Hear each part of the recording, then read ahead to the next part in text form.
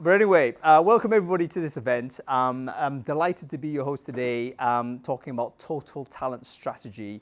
In kind of layman's terms, what we're talking about here is thinking about expanding beyond the traditional full-time employee base, expanding beyond payroll, and looking at the total talent universe, so to say, that we have to care about in talent acquisition. Talent acquisition itself is a term I think is probably heading toward its end. If you think about what acquisition means, it means, okay, this person's going to come in, the person's going to be permanently employed, we're going to grow our businesses, we're going to do those things. Is it still the right term for the future looking ahead for us? Maybe we need to rethink the terminology, expand our minds, expand our scope, because the true value that the people function has is to be the function that delivers the capacity to the business demand. The CEO of your business doesn't really think about how many, full-time employees, how many contractors, how many this, that, and the other. His or her priority is to say, here's a business problem or a business opportunity. I need human resources to fix this problem or to claim that opportunity. Can the people function deliver against that? Can you do it fast, efficient, at the right quality? That's what I care about. So I think we in TA need to think, okay, how does that sort of affect us as a business, as a function? How do we best support this future that we have? So this is today's topic. We've got a wonderful sharing of insights from Joao there. Joao, good to have you on with us today. He's going to share some proprietary data from YunoJuno about the state of the market in terms of how companies are reacting to these circumstances. We've got a panel discussion also, and a big part of this is also knowledge share between the groups. So this is why we've got the distribution tables that we have here today.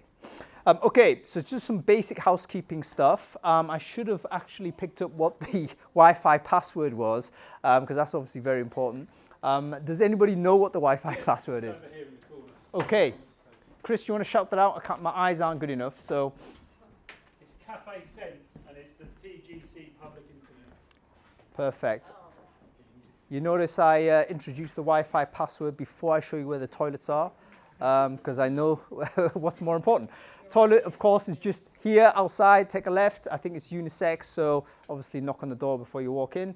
But it's right there, and there's refreshments in the other room as well, where we'll do a bit of networking also. So listen, this is quite an intimate setting, so I don't see why we shouldn't do some intros. I think it's useful for us to all get to know each other better. Big part of the reason why we do in person is so that we can build network, build community, and get that information flow between colleagues and peers in industry. You're going to hear a lot of content that's taken, from the platform, taken from wider communities. But the best information always comes from the peers that are actually doing the job. Make sure that you connect with everyone sort of after this event and follow up going forward. Loads of great experiences. We're all going through different sort of paths and journeys. I think the global pressures remain the same. They just manifest differently in our experiences. And it's just so important for us to make sure that we tap into networks and communities like this. Okay, let's keep the time. I don't want to eat too much of it this morning. I'm going to bring up Joao straight away because he's going to share some insights. So round of applause, please, for Joao. Just to start, just giving a little bit of an overview of what we do at YunoJuno and what we stand for. So we have been building the most user-friendly system to facilitate and engage flexible talent and contingent workforce. And our mission is actually to make easy and fast and a seamless experience when dealing with flexible talent and connecting them also with customers and clients.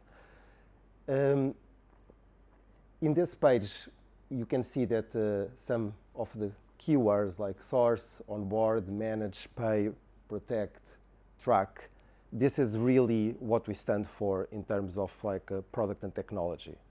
So at YunoJuno, we are offering a human-led product that will enable clients, customers, and flexible talent to engage the end-to-end process in a seamless way. you can see just some of the key numbers. So we have a talent marketplace that it's our own talent pool around creative and tech of 100,000 skilled workers. We support 150 countries. And then in terms of service levels, we aim to fulfill roles in less than 6 hours and perform worker classifications. That is the compliance check on whether it's an employee, whether it's an independent contractor, what type of taxation they require in under 5 minutes. And then you can see some of the clients that we work with. Now, in terms of like case studies, just to get a little bit of flavor of what and where we deliver value. So we have clients that come to us with different problems. So we have a client, for example, as PepsiCo, that came with a problem around fast and easy access to talent. So their time to hire was a problem. They were feeling that they were falling behind in terms of accessing creative and tech talent. And we are supporting them with access to our talent pool and provide them like massive gains in terms of time to hire. Canon came with a slightly different problem, that it was around global compliance. So Canon, as much of you probably also have, they will have like contractors across the globe where they also don't have entities. And what we are supporting them in addition to making the payments and to provide like an easy way to manage contractors is really the global compliance around like making sure that the working practices, the operating structure of the contractors, they are fully captured, and then making this in quite an easy and fast way to enable like the talent acquisition teams and the project managers to actually get on with their work and not delay any deliverables. And then Avas, a media company that came to us more with the end-to-end problem. So they required like a system that would help them from identifying the vendors, manage, having visibility, doing the worker classification, the payments. So they are taking what we would call the freelancer acquisition management system, that in addition just to the management of the end-to-end, they also leverage us like to manage their preferred suppliers, use our own talent pool to fulfill their requirements. So they have taken the full end-to-end system. So this is just to give a little bit of overview in terms of what we do and that we kind of provide a flexible way to support customers depending on their needs. Then going to the insights. So this is a very, very crowded page, but it's on purpose because I think everyone in here will probably relate with one or more of this. So talent acquisition, it's not easy and it's quite complex. And these days we are seeing that there are challenges around acquisition of talent. So if we think about access to talent, skills-based hiring, shortages of talent, then around management.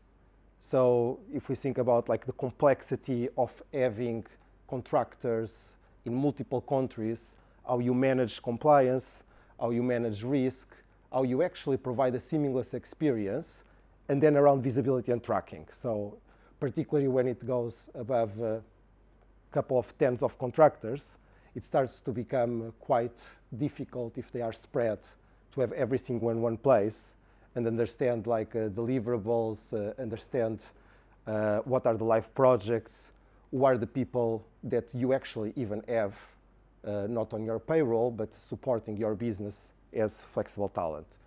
So, and then there's also like the technology challenge. So some companies have like legacy tech stacks, some companies are more mature, but then other companies have a mix, and then there's also the AI and the process automation.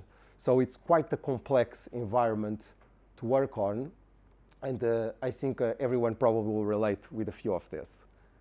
Then if we look at Gartner, so there's some key statistics that they've come in.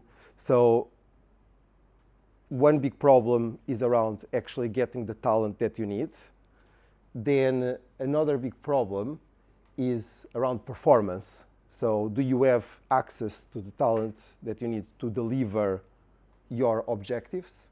Because I think there's a big trend going around moving from having flexible talent to do backfills, as opposed to actually have a total talent strategy where you think about permanent headcount, and then you also consider what are the skills that you don't want to engage from a permanent headcount perspective, but you want to have budgets associated and planned ahead strategically what are the skills that you need to tap from a flexible talent perspective.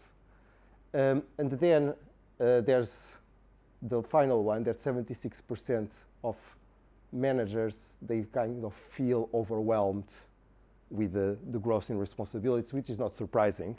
If we look at this page, that everyone probably is pitching in on one of these boxes. So it's quite a interesting, at that same time, challenging environment. So we kind of mapped this one, that it's more on the contingent workforce flexible talent that we at YunoJuno relate more with.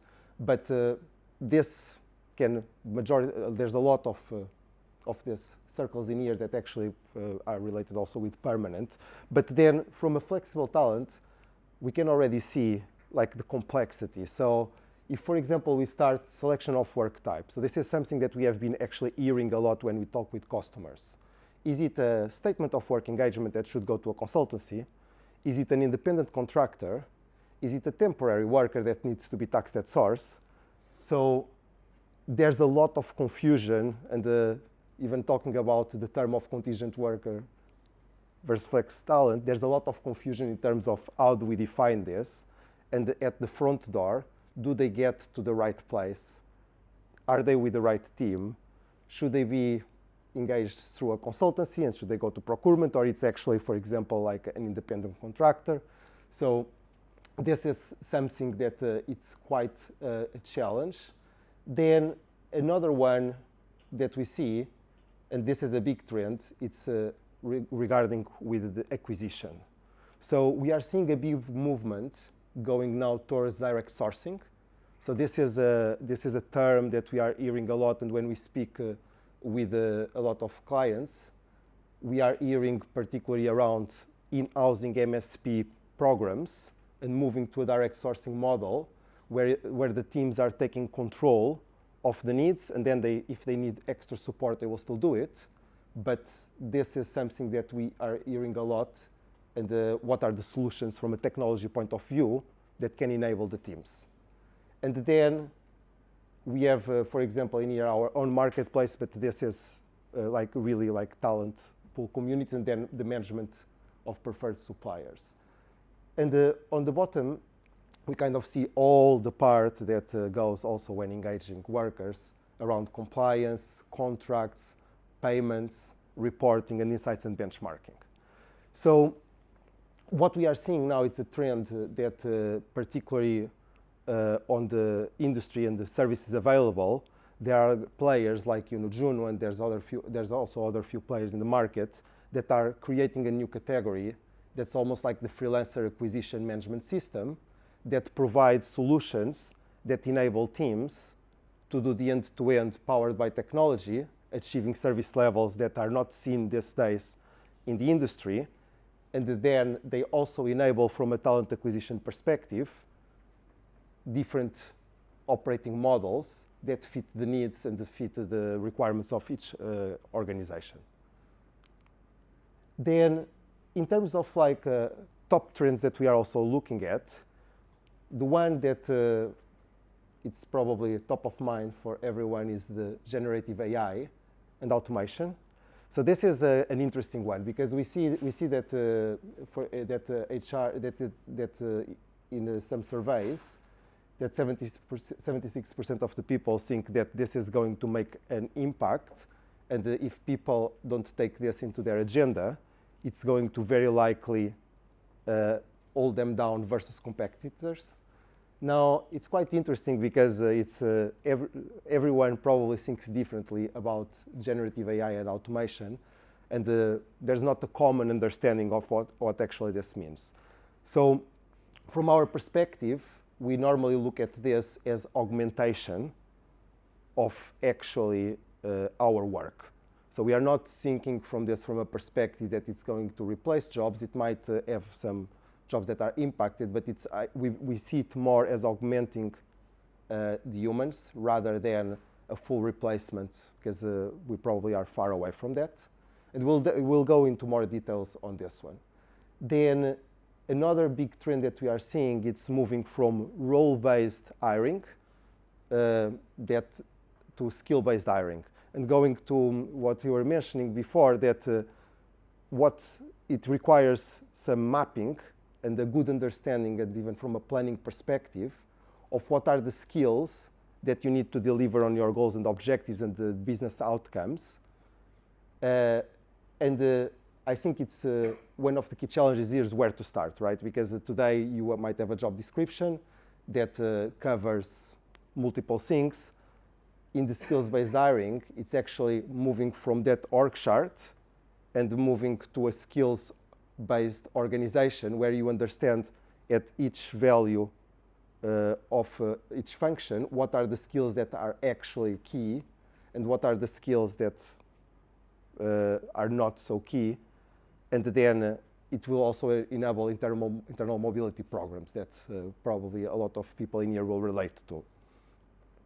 And then the third one that we see is like flexible workforce, particularly on highly skilled talent. It's becoming a key to planning and to the core strategy of the organizations. So as Ang was saying, a CEO doesn't really care normally these days. All the things are done. But what they care is that there's a good planning, that the value that delivers the expected business outcomes, it's properly planned. So, and what we see now is that the HR and the talent acquisition functions are now starting to plan as part of their strategy, one strategy for the permanent FTEs that you need and what are those skills, and then one strategy that brings also flexibility that helps the organizations to navigate uncertain times while still identifying what are the skills that are required to deliver in terms of the business outcomes. So in terms of integration of Gen AI, we do see this a lot coming in augmentation. So we have some use cases that we have been hearing. One, it's around, for example, automation of job descriptions and the skills. So if you have a model that can access your previous projects, your previous job specs, whenever you want to create, you can augment your administrative tasks by having something that will do 80% of the work, and then people will review it. So we see that more as a practicality of actual augmentation rather than doing the job. And then we also see it actually quite a big potential when it comes also to the skill-based hiring, because if you have a model that will map your organization, maps the skills, it potentially can feed back what's like the first iteration of what the organization looks like based on skills. So we do see like some big use cases around Gen AI, but again, more around augmentation, not so much around substitution of roles. And then, in terms of the skills-based hiring, we are seeing a big trend of organizations asking, do you have a solution that properly maps skills against the requirements? So, for example, if we think about HR systems, freelancer management acquisition systems, even application tracking systems, there's a big trend around taxonomy of the skills and getting those taxonomies mapped for each organization, and then to bring those into the technology and leveraging the technology then to play back a consistent and a reporting view of what were the skills that were used, what were the skills that were most successful in certain projects, to inform this level of decisions. Because it's definitely happening, and technology will play a big role into enabling better decisions and better visibility on actually how the organizations are sliced based on the skills. And then I think the latest trend, particularly around these times, that there's been a lot of uncertainty in the macroeconomic environment. It's twofolded. So one, organizations to remain flexible so that they can drive change and they can manage capacity without getting into big layoffs. And then the second one, it's that there are certain roles that you might need today, and you might need highly skilled workers to do a particular job, but you don't necessarily need that person in the long term. So it's almost like bringing back that into the planning sessions, and to have a good plan for like the full-time team and then the flexible team based on skills. So this is what we had to share today in terms of insight.